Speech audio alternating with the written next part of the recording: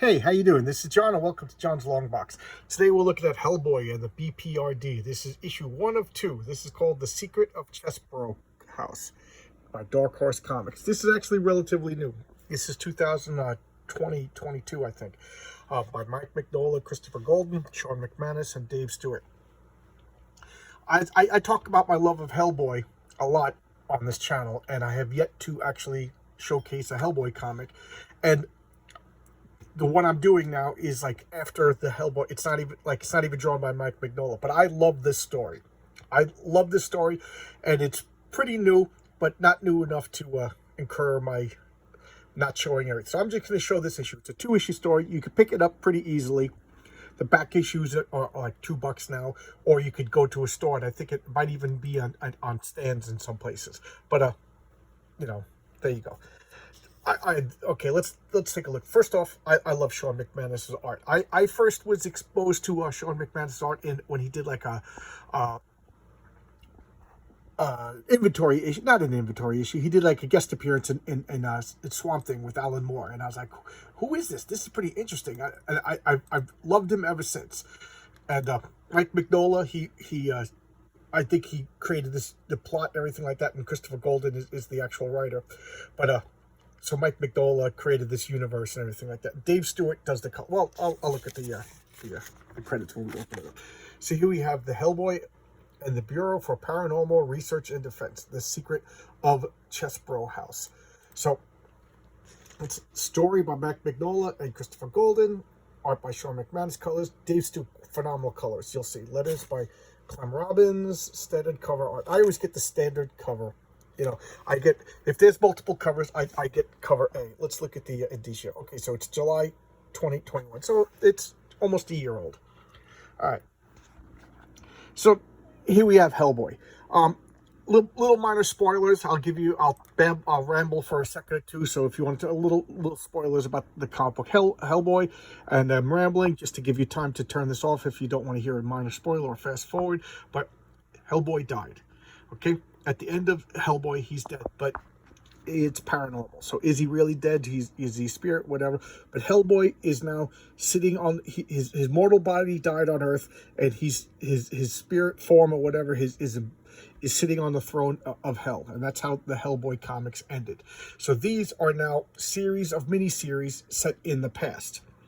So that's how they continue to do new Hellboy series, even though the character is dead, and they're hinting at like a return to the actual Hellboy world, the actual continuing new Hellboy stories in some sort of like hell battle. Like Pluto might be awakening from Tartarus or whatever. But anyway, I digress.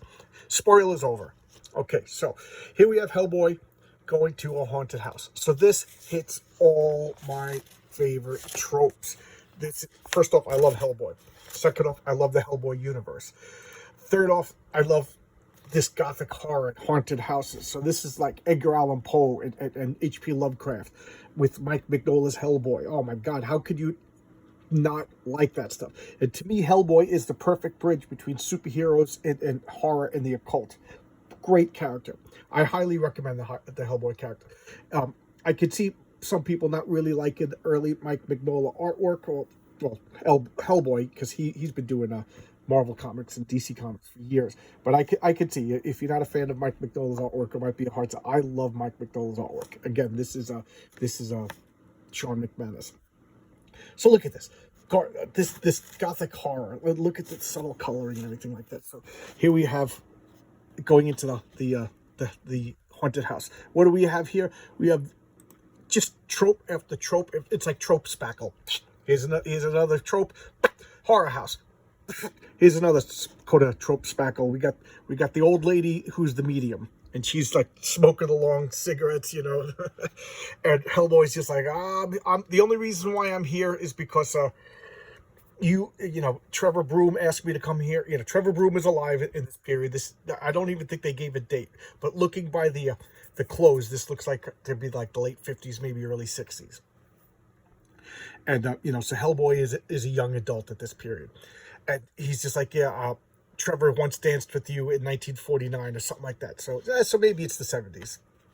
they didn't really give a date. And here we have this picture. This is Sarah Chesbro, and she went missing in like 100 years or so, 100 years ago or so. And they're like, yeah, and that's what started the whole story about this house being haunted was, the curse on this house was the daughter went missing and blah, blah, blah. Trope speckle. And now they're talking, and she's like, oh, you don't believe in curses? He's like, you don't believe in spirits? She's like, no, I believe in spirits, but spirits are always bad. How can you talk to a demon from hell and say you don't believe in spirits? But whatever. People, familiarity does bring contempt. And if Hellboy really did exist, how long before people would just be like, demons ain't so bad, devils ain't so bad, or that's not even a devil, that's just a, and then they would just, dismiss this whole existence of the occult and everything like that. But anyway, she's like, yeah, spirits have been good, spirits been kind to me and stuff like that. And he's like, yeah, spirits are never good. And I like what she says. I met far too many men whose instinct is to punch things they don't understand. So she's saying maybe the reason you have bad history with spirits is because you might be the common denominator. And he didn't like that answer. So now he's walking around. You got the big paintings, and they're talking about the history. The Chesbro who built the house, of course, occult sex orgies. What else do you expect? You gotta have trope speckle. It's getting really thick. So enter the spoiled son. What is he? He's the last in line of the Chesbro family, and this is his fiance. And judging by his dress, it looks like the 60s, late 50s or whatever. Anyway, he's saying he can't sell that. He's like, I don't care about this house. I wasn't raised in this house. It's just been nothing but like an eyesore, and now I just want to sell it, take the money, and get married. She wants to get married in Fiji and blah blah blah blah blah. But I can't sell it because my mother said I can't sell it until we solve the curse on the house. So I'm doing this to appease my dying mother. And Hellboy's just like, yeah, whatever. So now they're gonna have a seance again with the trope speckle. So here they're talking about, and he's like, this isn't the first seance that ever happened in this house. My mother said that her grandfather, the guy who built the house, had a seance, and she used to sneak out. Here she is, little girl sneaking out, watching the seance, and she says her grandfather got up and wandered around the house and then fell down and broke his neck. And she's like, yeah, they were probably smoking opium. It has nothing to do with being possessed. They were probably, they would famously smoke opium and have sex orgies and stuff like that. So that's probably how it is. Like, yeah, well, your mother never told you the whole story. They're like, who's this freak? Like, this is the caretaker. I'm Nigel the caretaker. And like, you didn't tell me about a caretaker. And he's like, well, I honestly thought he died. I haven't heard from him. So he's telling him what really happened. So he did go off, wander away, and they began the sex orgy without him. And he came back holding his own head and then jumped into the fireplace. And, the only person who remember, they told the little girl this, and she was like, she didn't see it, and all of them were like, yeah, well, we were on opium, so nobody believed. They kind of forgot about it. And then the little girl ended up, the grandmother grew up in an insane, she later years went nuts. So he's just like, there you go, there's a curse on this house, and and I'm here. That's my job, is to take care of the house. You want food, and supposedly there's a treasure in one of the hidden rooms, and blah blah blah blah blah. Trope speckle. So it's like, here, I made food for everybody. He goes, if you're still around in the morning, there'll be breakfast waiting for you. He goes, but should anybody stay here in the morning? But Hellboy's like, that guy was creepy. A demon from hell's calling somebody creepy. But whatever. But Hellboy, I'll talk about Hellboy after I'm done with the story. Him being the Pinocchio. So he's like, I'm not going to eat this food. What if there's like hallucinogenic drugs in it? She's like, we got to eat, blah, blah, blah. They're eating and everything like that. And later on, after dinner, the seance begins. So here they are. They're doing the seance. They got to find out how they could break the curse. Of course, the son, he's just interested in money. He doesn't believe there's a curse, but he's just doing everything he can to appease his dying mother. And she's just like, let's just do it, whatever. And she's like, of course, there's something going on. And can't you feel the malevolence? And Hellboy is just like, this is not a good idea. I'm only doing it as a favor. And then the spirit of the headless Chesbro, I forget his name, the patriarch comes out, and they're all screaming and yelling, and look, just trope speckle on fire and everything like that. The cabinet start bashing. The fiance's like, I'm out of here. I don't care about the money. Let's just go. And he's like, we can't break the circuit. Everything's banging and yelling. Horror movie. Dead head falls on the floor, and he just gets up and starts smashing it, and it just turns into a skull, like a physical skull that you could touch. He's like, we got to get out of here. Like, everybody else get out of here. I'll see what's going on. Hellboy's the hero. The painting smashes. It's just craziness deluxe. And out of the fire, the spirit comes out and starts yelling, and Hellboy's like, I love that. Stop that. He's just like, okay, now I got something to fight. He's like, stop that. And she is dead on the thing. And of course, now her being possessed by the 16-year-old daughter who went missing. And she's like, please, won't you help me? And he's like, yeah, we'll help you, kid. Now Hellboy's like, okay, there's somebody to help. He's a good guy. At first, he's just like, let's not bother these spirits. Let's just get out of here. Leave sleeping dogs alive. Now he sees that there's the spirit of a 16-year-old girl in torment. Let's help her.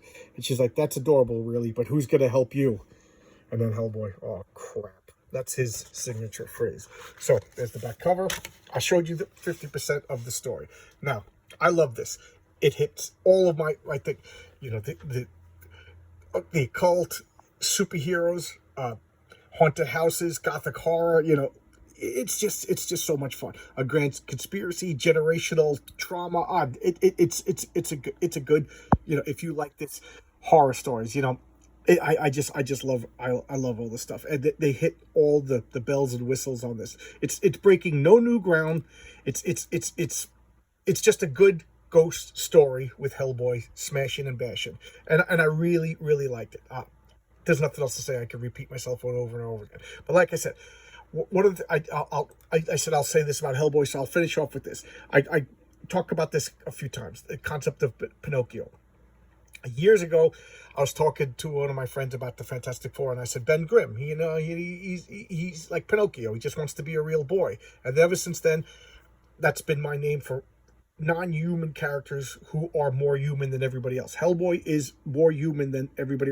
He's motivated by money. She's human. She's human. This guy, we don't really know much about him. But Hellboy is just the most humane out of it. He just wants to help.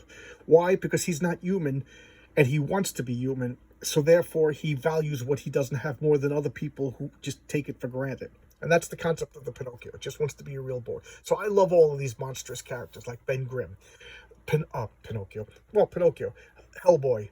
Why can't I think of more of them off? Like the Hulk is kind of fits into it. The creatures that want to be human. Like Frankenstein's creation. He just wanted to be loved and be human. But he was a monster. All right, so there you go. My first Hellboy comic. I'll dig out and I'll actually get a Mike Mignola Hellboy comic. Okay? I'll see you. Bye-bye.